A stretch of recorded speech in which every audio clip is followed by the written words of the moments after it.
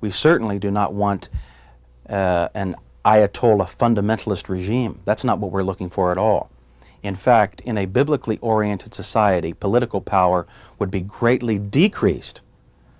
So in these areas of capital crimes and other penal sanctions, over a long period of time, by means of godly, peaceful, democratic change, we would like for them to be enforced. But it's not our goal to go out and, quote, impose our views on everybody else. Now, if somebody says, well, then that's absolute religious freedom. Well, no, we don't believe that Satanists should be permitted to sacrifice children. But that's true in this society.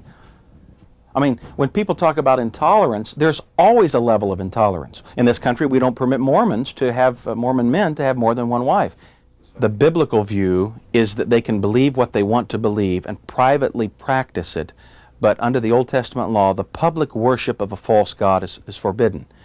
In a biblical society, cults or people that do not hold to bare minimum orthodoxy can hold their faith, they can teach their children their faith, but as far as public worship, the Bible does seem to forbid any type of worship that is public worship that is contrary to true Christian worship.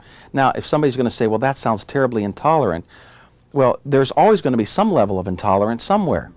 I mean, right now in this country, we don't have manger scenes on civil government lawns.